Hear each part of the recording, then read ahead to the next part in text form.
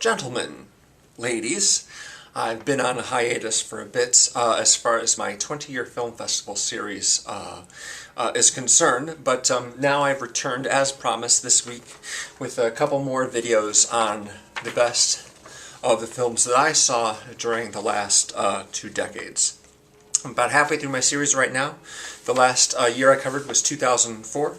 And I'll be continuing on for 2005, extending all the way to 2014. And I'm still actually watching 2014 movies that I missed last year, so that list I'm still revising.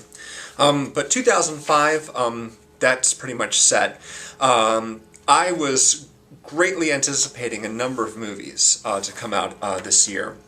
In fact, I crafted my 10 most anticipated movies list in September of the previous year, which was pretty early, but I had a really strong idea of what the kind of stuff I wanted to see. Chief among them, The Hitchhiker's Guide to the Galaxy movie. I'd loved the book ever since I read it when I was 13, 14 years old. Became a huge Douglas Adams fan, and was super pumped to see the movie. I wouldn't call it one of the best movies of the year, but I'm glad that the movie was made just because it's a Hitchhiker's Guide to the Galaxy movie, you know, and although some people objected to stuff that happened, and maybe the fact that Trillian was American rather than English or what have you. But still had some great moments in it. And, you know, maybe it doesn't compare with the original, whatever, I'm not even talking about that one. Also, what I was really looking forward to was Peter Jackson's version of King Kong, which I'd been hearing that he was interested in doing since, like, the 90s, before he even made The Frighteners. And, of course, Revenge of the Sith, Episode 3 in the Star Wars prequels. Despite the fact that, you know, I didn't like the first two, I thought, maybe this one will be good, and it really wasn't that much better than the others. But that, of course, is irrelevant right now. We're talking about the really good stuff. So, let me first start by talking about Mr. and Mrs. Smith. This was a pretty big hit movie and is notorious for a couple of reasons, which I'm sure you're aware of. Doug Liman is the director of Go, a movie that I recommended from 1999, and he recently did Edge of Tomorrow, which is another movie that I liked. All in all, pretty strong director, and this is a fun action movie. Rather strange, the tone of this movie. It's pretty much a fantasy, whereby cops and authority figures really don't exist or have any sort of impact. It's all about sort of a war between clans of assassins, professional assassins in this city. You have, of course, John and Jane Smith. Those are obviously aliases. Married to each other for 5 or 6 years, as they say. They've gone to marital therapy recently, and each one of them is a professional assassin without the other one knowing it. They are, of course, played by Brad Pitt and Angelina Jolie. And what I liked about this movie when I saw it is that this was, for me, the great American John Woo action movie that John Woo didn't actually make. In some of his more famous movies, you have an authority figure, an agent or a cop who's hunting down an assassin or some sort of criminal. But then the two of them have a mutual adversary that they team up with to fight off, and that's pretty much what happens in Mr. and Mrs. Smith as well. Some really fun action sequences, and the tone, despite all the violence, is pretty light, pretty sort of carefree, and that's must have been difficult to pull off. I read that Doug Liman basically was soliciting opinions from pretty much everyone working on the movie as to how exactly to maintain the tone, and he did a great job. One of my 10 favorite movies of that year. Walk the Line, of course, is a biopic with Reese and Joaquin Phoenix as June Carter Cash and Johnny Cash. A lot of really great music in this movie. It's a pretty standard biopic. But I'm a big fan of James Mangold, the director. He has done a wide variety of movies. Doesn't stick to any particular genre. He also did Kate and Leopold, of course, and he did The Wolverine, and he did 3:10 to Yuma, and he did Copland. He's done a lot of really interesting films, and doesn't have any particular sort of like, oh, you can definitely identify that as a James Mangold film if you were to watch it. He's just sort of a jack of all trades, and he makes really decent movies. And this isn't necessarily one of my favorite ones, but of course, those of you who know me know what a hardcore Reese fan I am, of course, and this is one of her very best performances, no question about it. And of course, Joaquin, he's really good too. And all in all, it's a pretty decent flick, so I have to include that one. Constantine is a movie that a lot of people don't like, mostly because Keanu Reeves is playing the main character. It's based on a graphic novel called Hellblazer, or a comic book series, I'm not really sure which. But in the comic books, Constantine, the main character Constantine, is much taller than Keanu Reeves, and he has got like platinum blonde hair, practically white hair, and he's English too, and Keanu Reeves is none of these things. That aside, I'm not, as with like with the X-Men movies, I wasn't really, I wasn't sort of like focused in on whether or not it was faithful to the comic books because I hadn't read the comic books. I was just sort of taking them as movies in and of themselves. And it's the same thing with Constantine. What I like about this movie is not only that the story is interesting, but also the look of it is really, really lavish. It's one of the most visually stylish, just in terms of not only the camera work, but also the production design and costume. Just the whole look of the movie is just incredibly lush and stimulating. And it's some, nice effects too. It's just a really good supernatural flick. And has some really great moments in it. Tilda Swinton is in it, of course. Rachel Weisz teaming up with Keanu after they were in Chain Reaction together, which was a terrible movie, by the way. And of course, Jaimin Hansu and Peter Stormare playing Satan himself. Pretty fun movie, and just very, very stimulating just to look at. I really like Francis Lawrence as a director. I'm glad that he took over the Hunger Games franchise because I think he did much better, I think, than Gary Ross, at least in terms of how the movie looks and how it plays. So Sin City, this is a movie that I was definitely looking forward to at the start of the year. I hadn't read any of the graphic novels except for one, and that was the one with Mickey Rourke's character, Marv. I'm sorry. It was the one with Bruce Willis's character. Yes, That Yellow Bastard. That was the only book that I'd read in the series. After seeing the movie, I went and read all the books. And my favorite is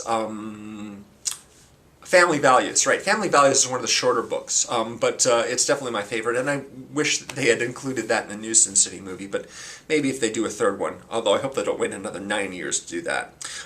Sin City, of course, is based on the Frank Miller books. It's co-directed by himself and Robert Rodriguez, who really sort of corralled Frank Miller into working on the project together, and Frank Miller didn't want to do it. He's like, you co-direct the movie, you'll be there every step of the way to make sure this is faithful. And Frank Miller's like, okay, I'm in. And it's funny, when this movie was about to come out, they had this special on the E! Channel. It was called Behind the Scenes. It was basically just a half-hour program. It was just, a compilation of interviews of the actors and people involved in making the movie, along with a few clips and some behind-the-scenes stuff. And I'd seen several of these throughout the summer. I'd seen the one for Revenge of the Sith, I'd seen one for Mr. and Mrs. Smith, and a few others, but people just seemed to be a lot more enthusiastic about Sin City than pretty much all the other movies that I'd seen this special on. Everyone was just like, this is really exciting, it's something new, they're taking the comic book and they're translating it panel by panel to the screen, and that's certainly exciting. But it's, even aside from that, it's still a really fun movie.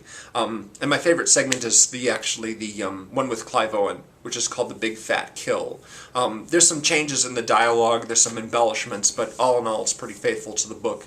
And it's just like the best story of the bunch. The one with Bruce Willis is actually pretty skeezy. And although I find the Marv story very entertaining, I felt that Mickey Rourke played him a little bit too self-aware. Not that he isn't entertaining, he's very entertaining, but when I read the book, the character just comes off as a little bit dumber than he does in the movie. Anyway, it's still really decent. Next, I'd like to talk about a movie called Where the Truth Lies. This is a movie that wasn't well-liked by people who saw it. It's directed by Adam McGoyan, who's done a lot of different things over the years. He's Canadian, I believe.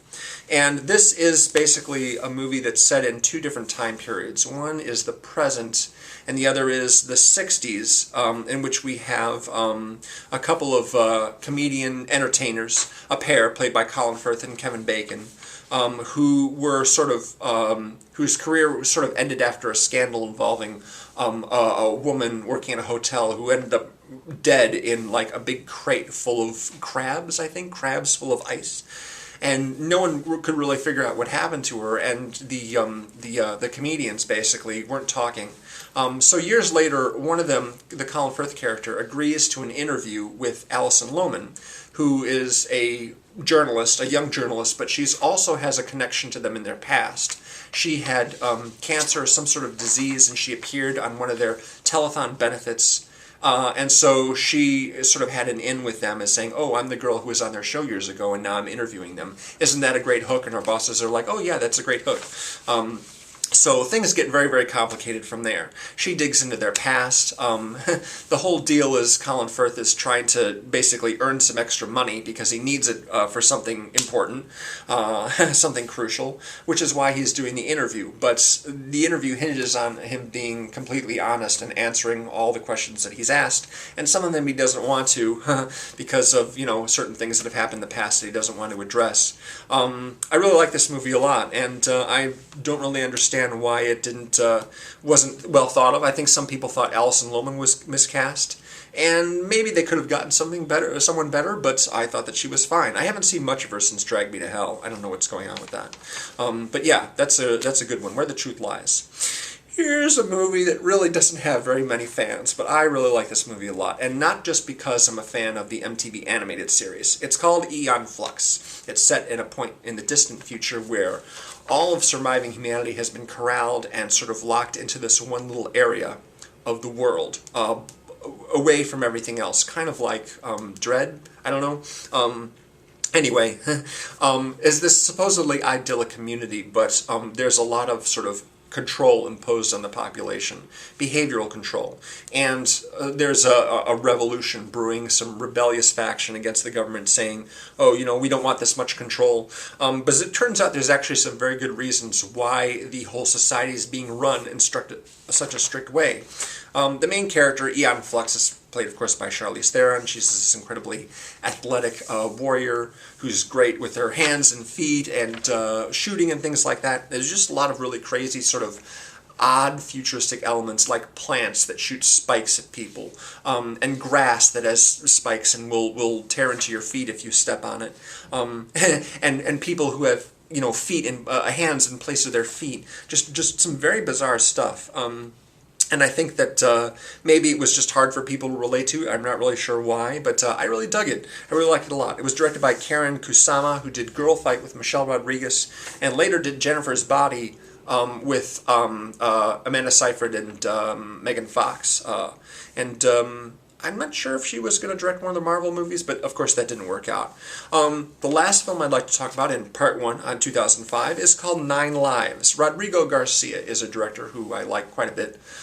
He started a web series called Blue with Julia Stiles, but he's also done a number of feature films.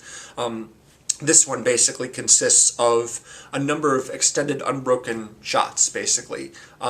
They all sort of have their own set of characters, although some characters in one segment appear in other segments. But basically it's, I believe 9, I didn't actually count them when I watched them, but 9 long extended takes that have no cuts in them. And each one is its own story and its own set of characters. And I really enjoy feats like that. I think they're a lot of fun. There's a big ensemble cast in this movie. Amy Brenneman, Sissy Spacek, Aidan Quinn, Dakota Fanning, Glenn Close,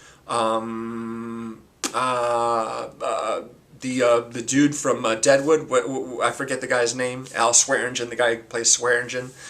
Yeah, bunch of cool people. So that one's, it's hard to summarize the plot because each segment has a different plot, so it's just basically a whole bunch of little vignettes. But it's really good. So that's 2005. The first part, I'm going to do another part with another 7 movies. So that'll be up very soon. Please stay tuned for that. I'll see you again real soon. Thank you very much for watching, and thanks, of course, for commenting and visiting my Facebook page and such. See you again soon.